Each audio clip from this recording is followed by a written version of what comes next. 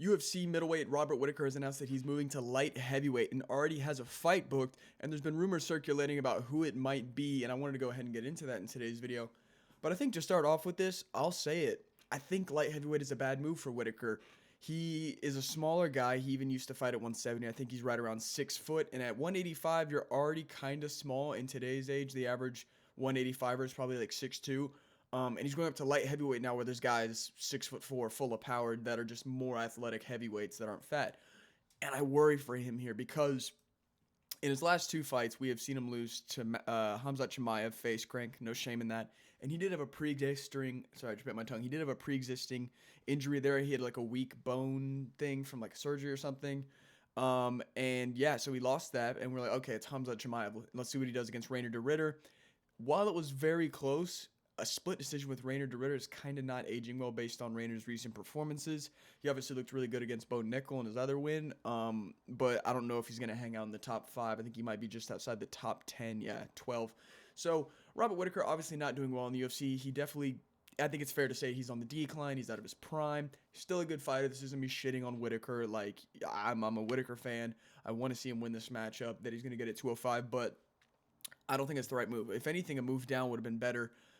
Just because like he's already outsized a bit at 185, and at 205, man, I worry for him. And you know, we saw at the beginning of this month when Robert Whitaker wanted to, kind of talk a bit more on his move up, who he'd like to fight potentially. He mentioned names like Magomed Ankalaev, Dominic Reyes, and Jan Blachowicz. All great names. I think the Reyes matchup would have been a lot more approachable for him. Kind of would have gotten him into the gates at 205. I could definitely see him getting Reyes with like a 1-2 head kick signature or something. And maybe he'd make it close with Blachowicz, but I think the fight, why does he look so much older in this photo? I think the fight that we're probably going to see is against Magomed Ankalaev. And why? Because he tweeted too, I'll see you guys in Abu Dhabi in July. Whitaker said he has a fight announced in July, for July. He's announcing it soon. And it kind of lines up, man. He's going to welcome him to the division. Ankalaev coming off a loss, but it's kind of an easy win for him.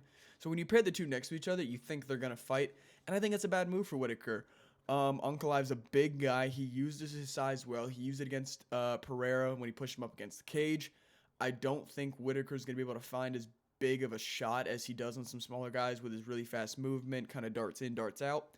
I worry about him because Ankalaev is very defensively sound, despite getting chinned by Pereira in his last fight. The dude doesn't take a lot of shots. Like, he keeps air traffic and he moves well. He's actually a decent striker for one of the Dagestani guys. But against Whitaker, he's going to use that frame. He's going to use his wrestling to tire Whitaker out.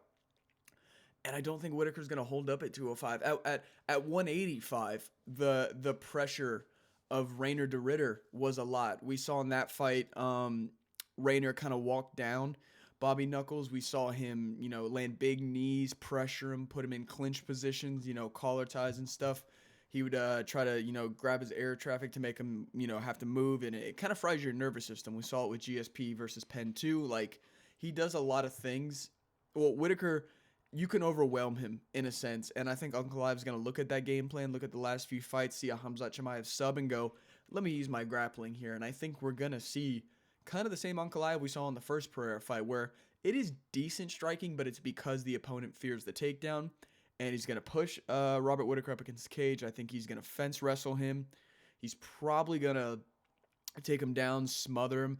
I don't know if we'll see a finish here. Probably not a submission. Ankalaev's not too much of an ace on that, but he also doesn't have a lot of power when it comes to ground and pound. It's not Johnny Walker we're talking about.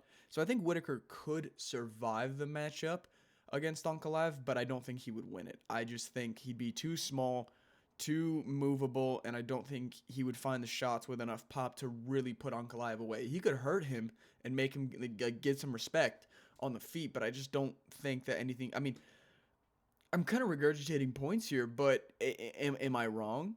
Whitaker just has not looked great, man. Obviously, he lost to Izzy, and that was kind of the end of his championship reign. Got that win over Paulo Costa where he almost got... It was the end of the round, but he got hurt bad with that head kick. And then Hamzat Chimaev pulled out of this fight. And Ikram Aliskerov, he chinned him, but Ikram's nothing great. We've seen it. He's right outside the top 15 kind of guy. Not even that. Dude's ranked number 47 at the time. Jesus. Hamzat Chimaev, that's not a loss anyone should be ashamed to. But with how fast he was grappled in that, this was seconds into the fight. Where granted they're dry, so it's sticky when Hamzat gets a hold of you, but you should have all the energy, all the defense, all the nerves ready to go to defend that takedown and defend just your opponent's will in a sense. And he wasn't able to do that against Hamza. And against Rainer, he let Rainer work his way into the fight. He made it dirty. He made it competitive. I understand he knocked down Rainer de Ritter and almost finished the fight there technically. But if he gets a big moment like that against Ankalaev, is he going to find a finish? Because he couldn't against de Ritter. I just don't see that big moment happening against a guy like Ankalaev is big. They call him Big Ank for a reason. Like the guy was right there with Pereira, and Pereira is huge. We hear Joe Rogan glaze about it. But I would have approached maybe a different matchup here. Maybe a Dominic Reyes. I think Jan Blachowicz is honestly a better matchup because Blachowicz is a bit slower. He's older. He has power, but it takes him a bit to, get his combos going. And I think Robert's speed could have helped him, maybe win the first and second round off of numbers, and maybe he would lose the second, or the third. But he has a good gas tank, so maybe he'd win all three. I just think there were many more approachable matchups here, and more likely, more often than not, we're gonna see this fight get announced here shortly. I think Magomed Ankalaev is going to be the guy that welcomes Bobby Knuckles to 205. Do I think Knuckles wins this? No. Are there winnable matchups at 205? Absolutely. Don't let me sit here and tell you that Whitaker isn't like, former champion, like a badass UFC fighter, potential Hall of Famer. Like the guy can hold his own going up a weight class, but this might be one of the worst matchups he could have gotten going into 205. And I understand it hasn't been announced. So if this is just a crazy coincidence and Whitaker gets announced against some other guy, I'll make a video. But based off of rumors, based off of tweets, based off of kind of hints and whatnot, I think we're going to see Magomed Ankalaev welcome Robert Whitaker to the 205 division, and I think it's going to be a harsh welcome. He's going to probably wrestle him, push him up against cage, and beat him by decision. It's heartbreaking for a guy like Bobby.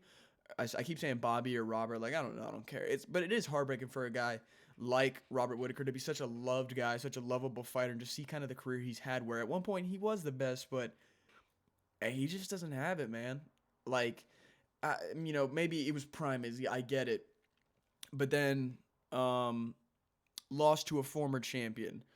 Barely beat. Well, no, he decisively beat Paulo, but he got a head kick. But, made it close with a, former title contender. Lost to the current champion. And then lost to kind of a middle-of-the-road guy. Like, it just... The losses have kind of gotten worse and worse in a sense. He was on top of the world at one point, in this stage of his career, early 2020s. But I think we see Robert Whitaker retire within the next 2 to 3 years, truly. He's just taken a lot of damage. He's been chinned a bit. He's been ground and pounded, obviously, his jaw, I'm sure. But huge fan of Bobby. If he gets this matchup, I hope he comes out on top, but I don't think he will. Let me know in the comments what y'all think.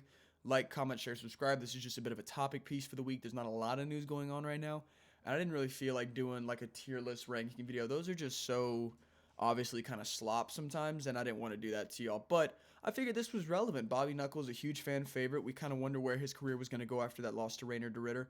And it looks like it's going to go a bit further down the drain because Ankalaev is probably going to wrestle him for 3 rounds unless they make it a main event, which I don't think. But I digress. I'm going to go ahead and shut up. Let me know what y'all think in the comments. Who wins that matchup? Clearly, I think it'd be Ankalaev. But if there's something you think about Bobby Knuckles that Ankalaev can't deal with, please let me know. I'd love to have a different take on this. See ya.